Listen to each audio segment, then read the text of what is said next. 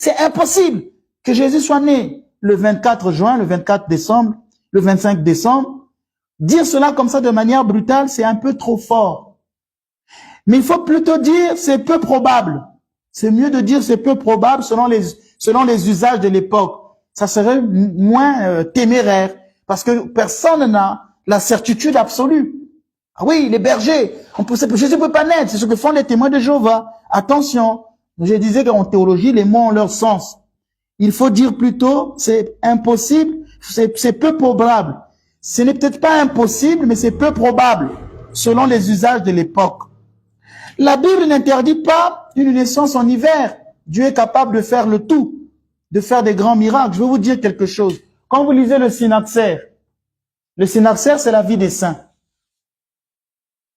Dans la vie des saints, c'est le Synaxaire dans l'église orthodoxe, c'est là où il y a la vie de tous les saints. C'est écrit par le père Macaire de Simone-Pétra, au mont Athos. C'est le père Macaire qui m'avait formé au mont Athos. Chaque fois, le matin, nous lisons le Synaxaire, la vie du saint du jour. Et quand vous arrivez au 25 décembre, on raconte que quand Jésus est né, toute la nature s'est arrêtée de chanter. Tout à coup, les oiseaux sont restés immobiles au ciel. Aucun oiseau ne bougeait.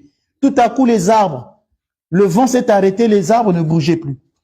La nature s'était arrêtée à la naissance du Christ. Ça, c'est ce que nous enseigne la tradition de l'église orthodoxe. C'est pas dans la Bible. C'est pourquoi je vous dis que, même si Jésus devait naître en décembre, pendant l'hiver, c'est pas impossible. Parce que rien n'est impossible à Dieu. Rien n'est impossible à Dieu. Donc moi, je n'ai pas dit, il faut pas aller caricaturer ma pensée. En disant, le père Ménas a dit, depuis que je donne des enseignements, je suis devenu la cible des mauvaises interprétations. Les gens interprètent très mal mes propos. Et les gens aiment ça. Ils aiment ça encore pour, voilà. Et c'est pourquoi parfois nous, on n'aime pas enseigner parce que dès que vous enseignez sur la place publique, allez, c'est parti dans tous les sens. Tous les sens. Donc je dis bien que la Bible n'interdit pas une naissance en hiver. Mais les indices contextuels penchent ailleurs. Mais les indices contextuels penchent ailleurs. Nous allons donc donner une conclusion sur ces deux parties, une conclusion honnête. Les bergers passant la nuit dehors indiquent certainement une saison douce et sèche, ce qui correspond mieux au printemps ou à l'automne qu'à l'hiver. Ce n'est pas une preuve absolue, mais un indice sérieux. Ce n'est pas une preuve absolue, mais un indice sérieux. Alors, on va passer au troisième point, parce que j'avais dit qu'il y aura 4 points à développer. Le 25 décembre est donc une date liturgique. Ce n'est pas une fête païenne. La date de Noël est une date liturgique. C'est-à-dire, comme je le disais, on ne célèbre pas une date, mais on célèbre un mystère. Ce n'est pas la date qui compte, c'est le mystère. Est-ce que le Christ est-il réellement né? Est-ce un mythe? Ça ne peut pas être un mythe.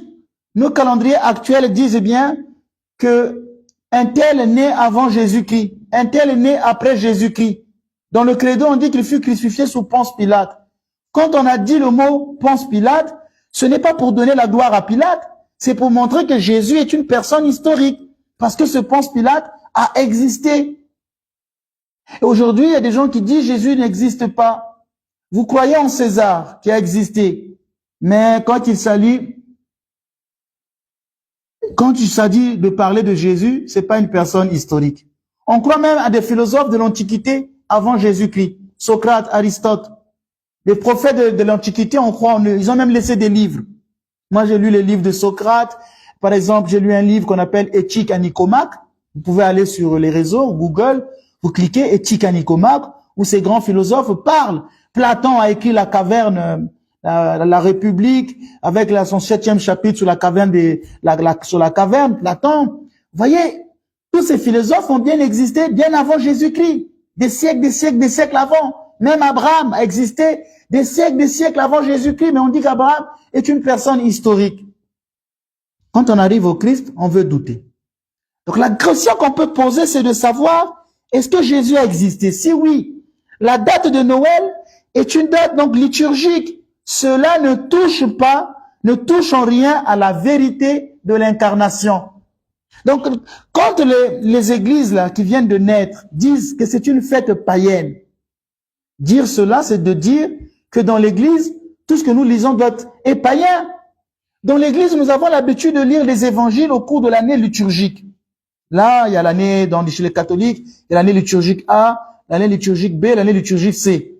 Ils vont lire l'évangile de Matthieu, ils vont lire Marc, ils vont lire Luc. Donc, nous aussi, dans l'église orthodoxe, nous lisons l'évangile toute l'année.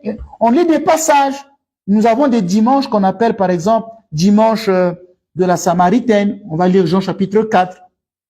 On va appeler le dimanche de Zachée. On va lire Luc chapitre 19. On a des dimanches de la veuve. Et on lit le texte. Et il y avait les dimanches de la résurrection. C'est Pâques. Mais il fallait aussi lire le dimanche de la nativité. Et puisqu'il faut lire l'évangile de la naissance de Jésus, on choisit une date. Et nous choisissons le 25 décembre. Où est le mal?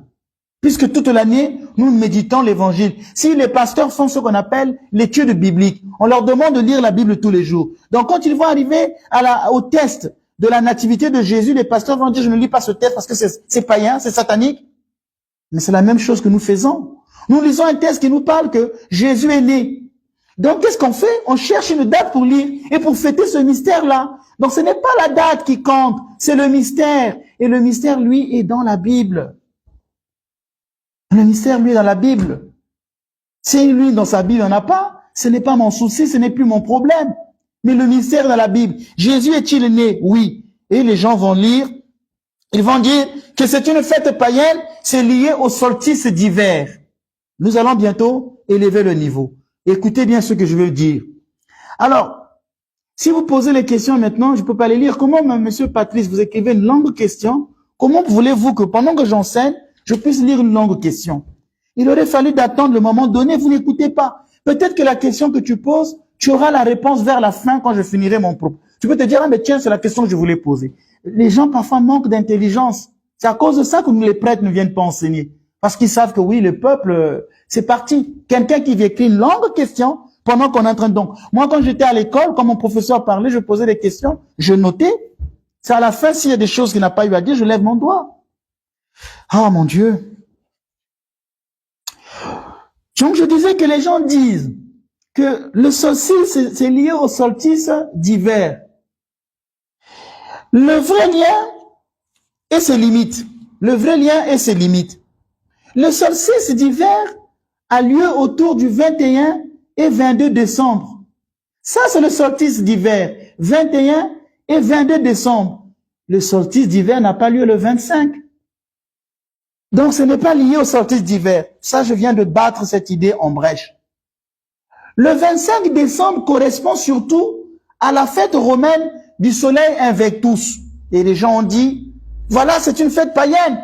À Rome, on célébrait le soleil Invictus. Invictus, hein, dans le latin. Parce que le pasteur pour qui j'ai pris la vidéo disait Invictus. Non, à la fin, je vois un U. C'est Invictus. Invictus. Dans le latin moderne, on aurait dit Invictus. Mais dans l'ancien latin, on dit Invictus. Cette fête fut inaugurée en 274 par l'empereur Aurélien. Alors, là, c'est crucial. Parce que maintenant, je vais vous dire quelque chose. Il peut y avoir une corrélation, mais il ne peut pas y avoir d'origine. Le Christ est né en l'an 0. Il n'est pas né après 274. Si les chrétiens célèbrent la naissance de Jésus, ce Jésus-là est né avant une fête païenne. Alors, comment peut-on dire que c'est une fête païenne? Il y a un contresens. C'est anachronique. Comment peut-on dire que mais cette fête est une fête païenne? Puisque Jésus est né avant cette fête de l'Invictus. Cette fête a été faite en 274. Mais la naissance de Jésus arrive avant. Donc, qui sort de quoi? Comment peut-on dire que c'est une fête païenne? C'est pourquoi je vous dis, on ne peut pas parler d'origine. Quand l'évangile a été écrit, les gens se posaient la question, puisqu'au début, quand on écrit l'évangile, quand au début on écrit les évangiles, on disait que le Christ est ressuscité. Les évangiles parlent beaucoup de la résurrection. Les évangiles de la naissance de Jésus sont nés bien après. Hein? La naissance de Jésus a été relatée bien après. C'est pourquoi vous regardez que dans l'évangile de Marc, on ne nous parle pas de Noël. Dans l'évangile de Jean, on ne nous parle pas de Noël. L'évangile qui parle de Noël, c'est à partir de Matthieu et de Luc. C'est ces deux récits-là. Or, par exemple, les écrits de Matthieu sont nés en l'an 80, l'an 100. Donc, même avant la fête de Invictus. Cet évangile a été écrit bien avant cette fête. Et là, on commence à parler de la naissance de Jésus. Donc, la naissance de Jésus tire son origine de l'évangile, de la Bible, mais ne tire pas son origine d'une fête païenne. Tout à l'heure, je dirais qu'il y a une corrélation avec cette fête, mais ce n'est pas l'origine. Pour l'instant, je suis en train de battre en brèche l'idée de dire que c'est une fête païenne, fête satanique, c'est la fête de l'adoration du soleil. Non. D'abord, son origine vient de l'évangile qui lui est antérieur à cette fête. N'oubliez pas que ceux qui ont écrit les évangiles sont des juifs et que les juifs ne pouvaient pas adorer le soleil. Ah, il y a Amérique, si les gens savaient. Les juifs ne pouvaient pas adorer le soleil, puisque chez les juifs, ils ont été les premiers parmi tous les peuples à savoir que le soleil était une créature. En quoi le peuple juif s'est démarqué des peuples qui les entouraient? C'est que les peuples qui entouraient le peuple juif étaient des idolâtres. Ils adoraient le soleil. En Égypte, on adorait le soleil. Mais les juifs sont les premiers peuples à avoir compris que le soleil ne pouvait pas être adoré. C'est pourquoi dans Genèse chapitre 1, on nous dit ceci. Et Dieu fit les deux luminaires, le soleil et la lune. Il fit les deux luminaires. Donc la révélation chez les juifs, on leur montre que le soleil est une créature. Donc les juifs ne pouvaient pas adorer le soleil. Donc quand ils ont écrit la fête de Noël dans l'évangile, Jésus est né, il y a l'astre qui conduisait les mages, ils n'ont même pas une vision à cette fête du soleil. Cette fête n'existait pas encore. Puisqu'on vient de donner la date. Que la date c'était en l'an 274. Or que les évangiles de la naissance commencent en l'an 80. Les fidèles lisaient l'évangile de la naissance de Jésus selon le calendrier liturgique. Je viens de vous dire que il y a le calendrier liturgique. Il y a toujours une date sur laquelle on vient méditer les mystères. On va lire tel évangile. Et l'Église avait prévu de lire l'évangile de la naissance en décembre. Donc même avant cette fête, selon le calendrier liturgique, rien à voir avec cette fête. D'où je viens de vous dire que ce n'est pas l'origine. La fête du soleil n'est pas l'origine de la fête de Noël. Mais il y a une corrélation. Les mots sont forts en théologie. Et je viens de vous le dire. Qu'en théologie, il faut peser les mots. Il faut trouver les mots justes. Il y a une corrélation. Donc d'abord pour résumer, quand je dis ça ne tire pas son origine, la fête de Noël n'est donc pas un copie-coller païen. Ce n'est pas un copie-coller païen. Mais il y a une corrélation. D'où vient cette corrélation? Quand la fête du soleil a été instaurée par l'empereur Aurélien, les gens commencent à adorer le soleil. Les chrétiens, qui sont des juifs d'origine, ou ceux qui sont rentrés dans le christianisme, qui ont accepté que le soleil n'est qu'une créature, devaient être hébétés, devaient se dire, mais ils adorent le soleil. Ils voient le peuple de Rome qui s'incline devant le soleil. Les chrétiens qui connaissaient la vraie révélation, qu'est-ce qu'ils se sont dit? Mais on ne peut pas adorer le soleil. Pourquoi ils adorent le soleil? Mais c'est de l'idolâtrie. Il faudrait que nous puissions trouver un moyen de casser cette fête. C'est ce qu'on appelle évangéliser des coutumes païennes. On a bien dit, même le pasteur de la vidéo disait, les chrétiens ont christianisé une fête païenne. C'est la corrélation, mais c'est pas l'origine. C'est la corrélation, mais ce n'est pas l'origine. Ils ont christianisé une fête païenne. Ils n'ont pas paganisé une fête chrétienne. Ils n'ont pas paganisé une fête chrétienne. Ils ont christianisé une fête chrétienne. C'est peut-être qu'aujourd'hui, avec la sécularisation, qu'on peut dire une paganisation de la fête de Noël. Quand Noël devient lieu pour faire la fête, pour manger, boire, aller dans les boîtes de nuit, ça c'est paganiser une fête chrétienne. C'est ce qui se passe actuellement. Parce que dans sa vidéo, il dira, oui, Noël, c'est les enfants, ça mange, ça danse, ça cherche le repas. Ça, c'est la paganisation de la fête. Donc, les chrétiens n'ont pas paganisé une fête chrétienne, mais ils ont plutôt christianisé une fête païenne. Parce qu'ils ne pouvaient pas tolérer qu'on adore le soleil. Et c'était les usages déjà à l'époque. À l'époque, par exemple, au temps de Saint Benoît, à Rome, Saint Benoît cassait des temples païens pour construire des temples chrétiens. On cassait des temples païens pour construire des temples chrétiens. Est-ce qu'en ce moment-là, on va dire que c'est païen? C'est une adoration du soleil? Je vous donne un exemple. Je connais des pasteurs, quand ils arrivaient dans notre pays, à Brazzaville, ils allaient louer le palais du Parlement pour faire des prières, des campagnes d'évangélisation. Mais le palais du Parlement, c'est pour la politique. Est-ce que le fait qu'ils aillent dans ce lieu-là, ça fait d'eux des politiciens? Peut-être que le palais du Parlement a été aussi utilisé, leur salle, pour des loges maçonniques, pour une cérémonie maçonnique. Si des chrétiens utilisent la même salle, ça fait d'eux des francs-maçons? Donc les gens vont toujours dans tout le sens.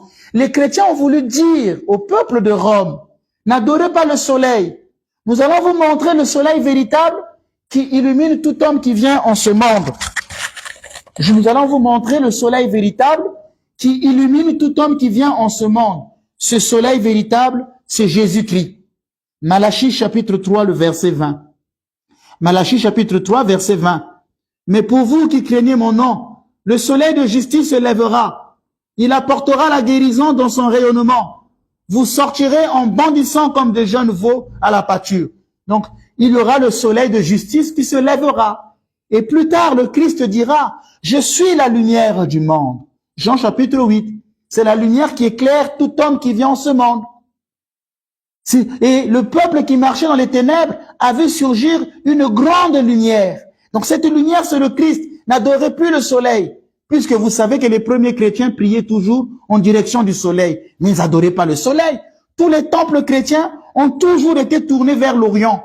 Maintenant, avec le Concile Vatican II, l'Église catholique parfois fait que les temples soient tournés au nord. Mais normalement, l'usage liturgique veut que les églises soient toujours tournées à l'Orient, parce que c'est là où vient le soleil. Mais est-ce que nous adorons le soleil en faisant cela? Non. Parce que nous avons là un signe, un symbole du Christ lumière. La lumière vient toujours de l'Orient. D'ailleurs, nous, dans l'Église orthodoxe, quand on célèbre la Noël, quand on chante le Tropère, on dit l'Orient venu de l'Orient. Le Christ, l'Orient, venu de l'Orient. Donc, il fallait faire une relecture théologique d'un événement profane. Les mots ont leur sens en théologie. Il fallait faire donc une relecture théologique d'un événement païen. Il fallait enlever cette fête impériale, cette fête païenne, pour la rendre chrétienne. Donc c'est la fête qui est christianisée et non la fête chrétienne qui est paganisée. En quoi cette fête donc serait-elle une fête satanique? C'est là même une insulte au Christ. Les pasteurs font beaucoup de profanation au Christ quand ils parlent. Quand dernièrement Marcelo disait l'Église catholique est une salle d'attente pour l'enfer, je lui ai dit attention, c'est un blasphème de parler comme ça. La Vierge Marie est catholique. Saint Jean Chrysostome est catholique. Saint Augustin est catholique. Tous les saints sont des catholiques. Donc les saints sont en enfer parce qu'ils étaient dans une salle d'attente en enfer. C'est un blasphème de parler ainsi. Et le blasphème, quand tu ne te réponds pas, est un péché qui t'emmènera en enfer. Donc attention, même quand vous faites vos commentaires sur les réseaux. Je veux bien la critique, je ne refuse pas la critique, mais elle doit être une critique propre, constructive. Mais quand vous insultez, vous faites une profanation. Un prêtre vous prêche la parole de Dieu et vous dites, il n'a pas le Saint-Esprit, il est idiot, ce prêtre-là. Mais attention, hein, je vous fais que vous prévenir, mes amis. On est dans des choses spirituelles, on n'est pas dans des choses ordinaires, on est dans des choses de la foi. Celui, comme dit le Christ, celui qui vous écoute, m'écoute. Celui qui ne vous écoute pas, ne m'écoute pas. C'est Jésus lui-même qui l'a dit. Donc, quand l'Église enseigne, faites attention. Qui vous écoute, m'écoute. Alors, il y a une théologie qui a été dite, qu'on appelle la théorie dite calculatrice. Les chrétiens anciens pensaient que les grands prophètes mouraient le même jour que leur conception. Jésus est mort le 25 mars. Le jour de l'Annonciation. Certains disent qu'il en est ressuscité le 25 mars. C'est pourquoi dans l'Église orthodoxe, quand la Pâque tombe le 25 mars, on célèbre l'Annonciation et la Pâque le même jour. Jamais on les sépare. L'Église catholique sépare. Dernièrement, ils ont célébré l'Annonciation le 2 avril, parce que le 25 mars était tombé en semaine sainte. Pour l'Église orthodoxe, non. Le Christ est mort, ressuscité le 25 mars. Il reviendra dans la gloire le 25 mars. C'est le 25 mars, dit-on, hein, c'est une spéculation théologique, que pourra advenir la fin du monde.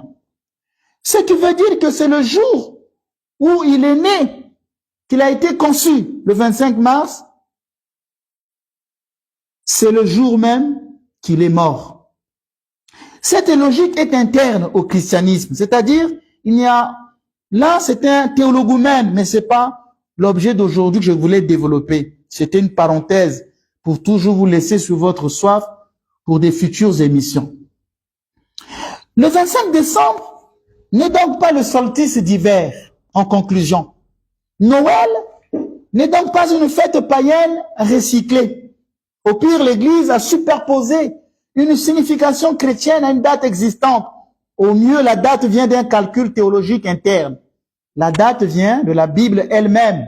L'apparition, comme disait Saint Jean Chrysostome, que pour lui, l'apparition à Zacharie a eu lieu en septembre, pendant la fête de Yom Kippour. Tout est parti de la Bible. C'était pas parti des païens. Et donc, 6 mois après, en mars, le Christ est conçu. Et donc, il pouvait que naître 9 mois après sa conception, en décembre. Et tous les chrétiens se sont accordés de célébrer la naissance du Christ en décembre. Tous les chrétiens, même les orthodoxes. Alors, vous allez me dire, même les orthodoxes, mais en Russie, la Noël est célébrée le 7 janvier. Et tu viens de dire même les orthodoxes. Je veux vous expliquer. Ce n'est pas, les orthodoxes ne célèbrent pas la date de la Pâque à une autre date. Tous les orthodoxes célèbrent le 25 décembre. Les orthodoxes ne disent pas que Jésus est né en janvier. Tout le monde s'appuie sur la théorie de Saint Jean Chrysostome pour le mettre le 25 décembre. Tous les orthodoxes célèbrent le même 25 décembre, mais selon un autre calendrier. Laissez-moi vous expliquer. Il existe 2 calendriers. Il y a le calendrier julien qui a été introduit par Jules César, dont on l'appelle calendrier julien. Ce calendrier julien introduit par Jules César en l'an 45 avant Jésus-Christ. Ce calendrier-là a été utilisé par l'Église ancienne. Mais dans ce calendrier, il y avait un retard de 11 minutes par an, avec un décalage progressif. Quand ils ont suivi les mouvements solaires, ils ont fait une erreur de calcul de 11 minutes. Ensuite est venu le calendrier grégorien de Saint Grégoire, pape de Rome, Grégoire XIII en 1582. Ce calendrier grégorien a corrigé le décalage astronomique qu'il y avait dans le calendrier julien. C'est ce qui est devenu le calendrier civil actuel. Et l'écart est de 13 jours. Par exemple, au Mont Athos, ils vont utiliser le calendrier julien. Les anciennes églises vont utiliser le calendrier julien. Dans leur calendrier à eux, c'est le 25 décembre.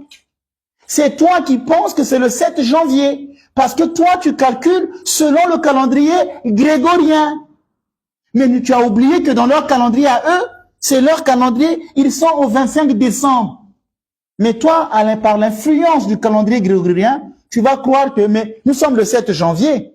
C'est pourquoi je vous ai dit que c'est le même 25 décembre, mais pas avec le même calendrier. Vous avez compris?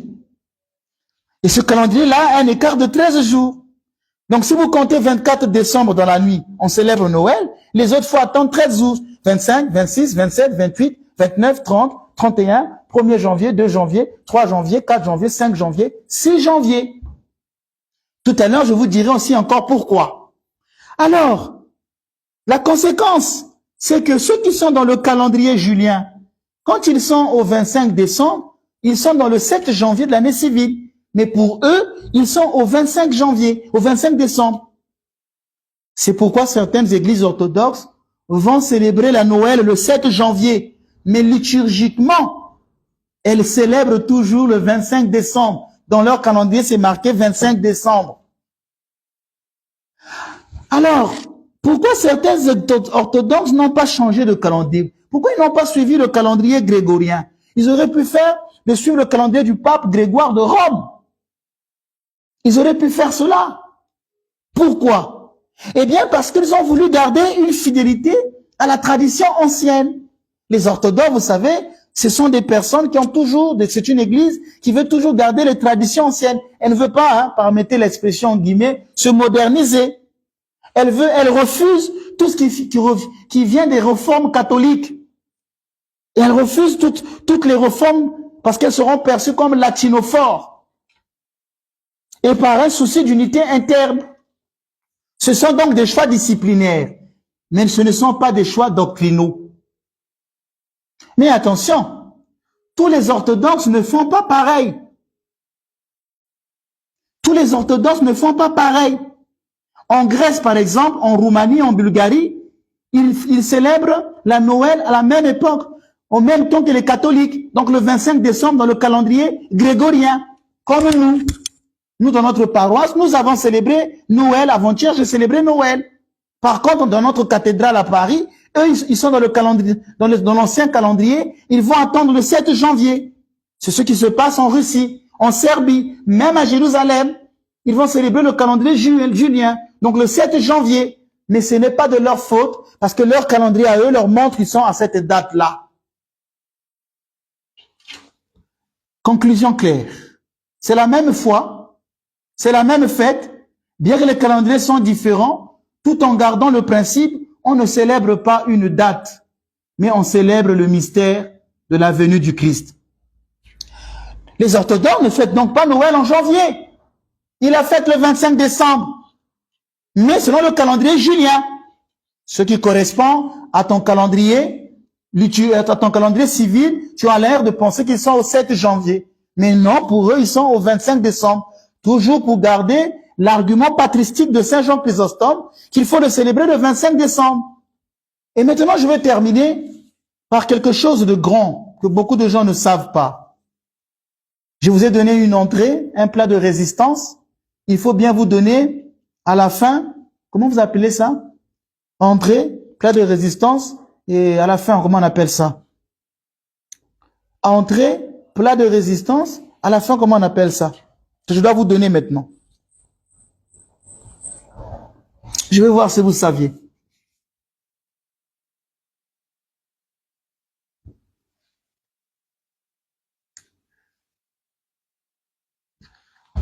Donc les questions, c'est d'abord à la fin du cours. Maintenant, nous allons passer au dessert. On a pris l'entrée et on va passer au dessert. Alors, qu'est-ce qu'on peut dire pour le dessert?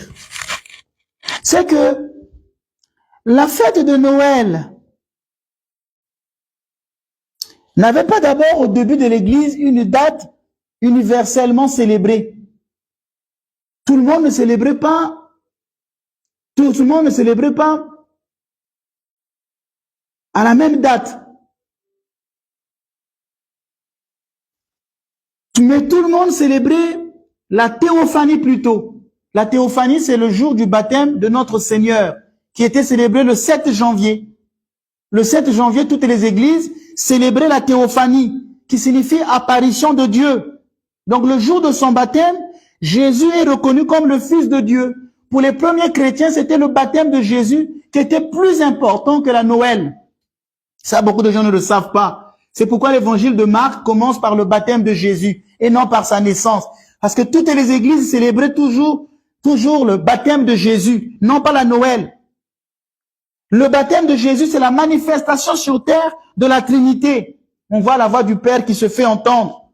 Pour les orthodoxes, la fête de la théophanie est plus importante que celle de Noël, car elle célèbre la révélation divine de Jésus-Christ. Jusqu'au IVe siècle, la nativité, le baptême de Jésus et la théophanie se célébraient le même jour. Les pères disent, c'est Saint Jérôme, qui est célébré le 30 septembre dans l'église catholique, Saint Jérôme, qui a écrit la Bible en vulgate, qui l'a traduit en vulgate, dit ceci: dans sa nativité, le Fils de Dieu vient au monde de façon cachée. Dans son baptême, il apparaît de façon manifeste. Il apparaît de façon manifeste. Donc, au bord du Jourdain, Dieu se révèle, d'où l'appellation de théophanie attribuée à cette fête. C'est non seulement le Christ qui apparaît comme Dieu, mais la manifestation de la Trinité divine.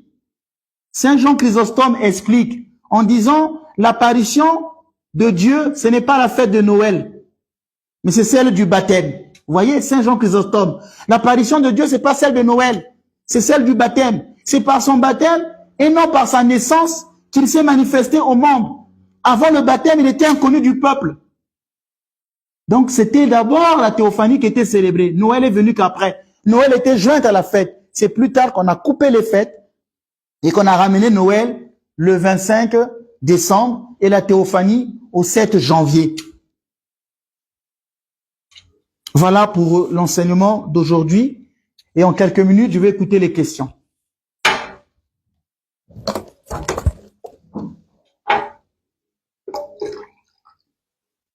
C'est ça. Chacun a pris selon ce qu'il peut comprendre. C'est ça. Comme dit saint Thomas d'Aquin, ce qui se conçoit selon le mot de celui qui le conçoit. Il faut mieux comprendre que de dire des bêtises ou de déformer les propos de l'autre.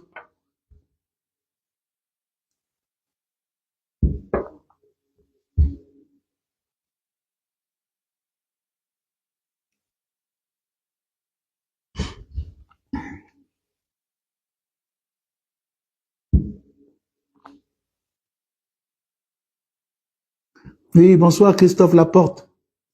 Il a continué à chercher Dieu. Vous qui étiez ancien témoin de Jéhovah.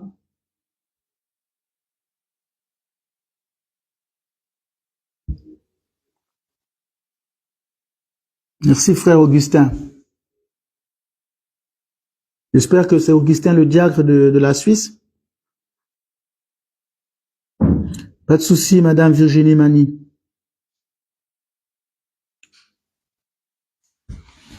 Pas de souci. Vous avez bien compris, Sapologie Beauté, Aldi Benpenji, Kimberly Flora, Kimberly, on n'est plus sur YouTube. On a eu des soucis, on est venu sur Facebook. Facebook a plus de vues, là, ici, il y a plus de vues que YouTube. Malheureusement, sur Facebook, souvent, le numéro de téléphone, il est affiché au début de la vidéo.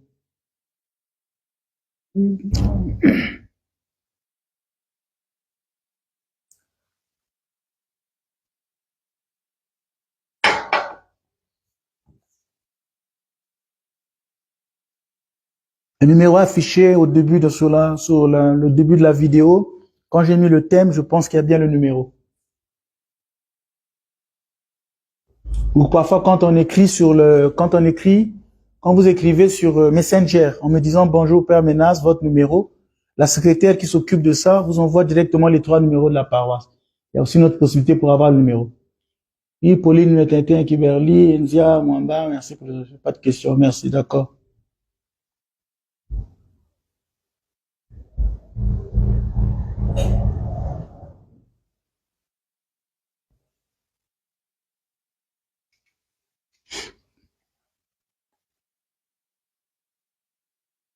Tant mieux si le niveau a été élevé. Paroisse Ascension du Seigneur. Merci, paroisse.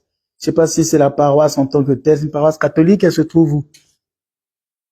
Les écrits de Maria Voltarta, faut demander aux prêtres catholiques. Pour l'instant, ça part des écrits qui sont reconnus officiellement par l'Église catholique. Au cours d'une émission, je disais que Maria Voltarta avait donné trop de détails et que Dieu n'avait pas cette tendance la révélation, c'est pas pour flatter notre intelligence, mais d'abord notre vie de foi. C'est là où je trouvais légèrement suspect. Mais en tout cas, l'Église catholique s'est déjà prononcée sur ça. Pour l'instant, il n'est pas reconnu.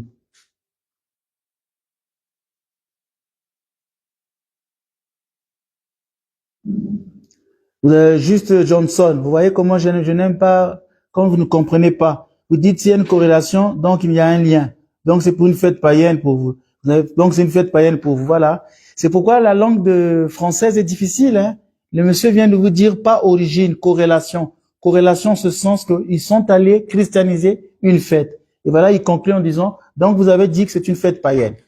Il y a beaucoup de gens qui sont là, qui eux-mêmes ont entendu mon enseignement. Donc, si vous n'avez pas compris, c'est vraiment tant pis. Vous prenez une conclusion hâtive. Et ce que j'ai dit, c'est une fête païenne. Écoutez bien les propos. Voilà. C'est pourquoi, quand on fait ces enseignements-là sur les réseaux sociaux, parfois, ça serait bien de demander aux uns aux autres quel est votre niveau intellectuel. Parce que vous n'allez pas dire des choses de théologie à quelqu'un qui a un niveau de compréhension de 6e.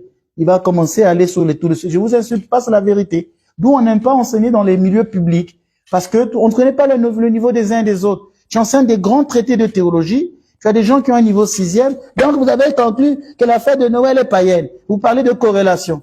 Il n'a même pas compris, on lui dit ni l'origine, corrélation, ce sens. Bref. Voilà, l'enseignement était clair et élevé. Pour comprendre, il faut avoir aussi un niveau pour comprendre ce que je venais de dire. Merci beaucoup.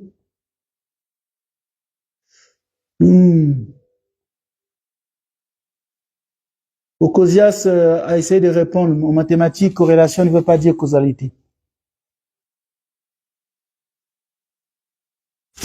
Et puis, moi, ce que je n'aime pas, c'est les gens qui, après, le père Ménas a dit. Ça, c'est une de mes souffrances dans ma vie spirituelle, c'est quand j'enseigne et que quelqu'un vient déformer ce que je dis. C'est vraiment une souffrance. Je dis, mais j'ai même pas dit ça. Une fois, je vous raconte une petite histoire. Une fois, j'étais en train de dire à la télévision, vous savez, en Martinique, ici, il y a des gens qui viennent me voir et parfois qui me mentent, qui viennent me mentir. Il y a une dame qui est venue m'agresser en me disant, c'est vous qui avez dit que les Martiniquais sont des menteurs. J'ai dit, j'ai pas dit que les Martiniquais sont des menteurs. Les personnes que je reçois à l'église, est-ce qu'il n'y a que des Martiniquais? J'ai dit, les gens qui viennent me voir à l'église, je reçois des Guadeloupéens, je reçois des Martiniquais, je reçois des Haïtiens, je reçois des Africains. La personne a dit que moi j'ai dit que les Martiniquais sont des menteurs. Vous voyez que parfois vous, là, qui parfois interprétez les choses des prêtres. Tel prêtre a dit, le pape a dit, oh non, il a dit qu'il faut bénir faut faire les mariages des homosexuels. Est-ce qu'il avait dit le mariage des homosexuels? Les gens vont dans tous les sens. C'est pourquoi prêcher dans les milieux publics, je vous dis mes amis, je porte une véritable croix. Chaque fois quand les gens déforment mes propos, je dis mon Dieu, j'ai même pas dit ça. Comme je vous ai donné l'exemple, je disais, il arrive que des protestants communiquent. Le prêtre m'appelle. C'est toi qui as dit que les protestants communiquent dans notre paroisse?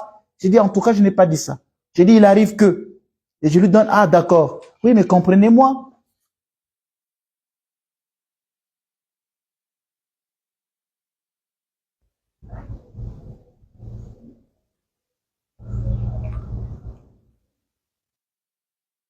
Parfois, j'ai envie de savoir qui sont réellement mes amis sur les réseaux sociaux et créer un groupe spécial. Et quand j'allume, uniquement que mes amis peuvent voir mes publications, des gens qui veulent les mêler. Mais les gens qui viennent mettre leur virus là, fallait voir hier sur TikTok. Je faisais un direct sur TikTok. On était 600 personnes sur TikTok. Il y avait 5 personnes qui venaient m'insulter là. Et à un moment, j'ai dit aux catholiques qui me suivaient, tout le monde écrivait, je suis catholique, pour qu'ils puissent savoir que c'est pas leur lieu ici. Ici, nous sommes entre nous chrétiens catholiques. Moi, quand les pasteurs font leur direct, je ne veux jamais faire des commentaires. Pourquoi vous venez sur mes trucs, saboter, faire des choses? Mais vous avez une méchanceté. Hein? Vous avez vraiment une méchanceté. Et quand les gens commencent à dire nous sommes catholiques, ils sont partis des réseaux. Je dis, vous voyez, c'est comme ça qu'il faut les chasser.